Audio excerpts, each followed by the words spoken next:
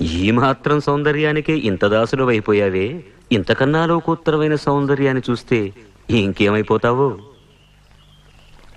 ఇంతకన్నా సౌందర్యమా?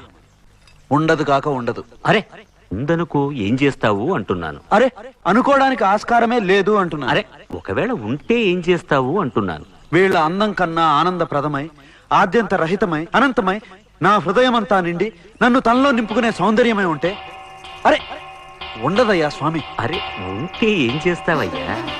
ఆ సౌందర్యానికే దాసోహం అంట. అయితేరా పురుషో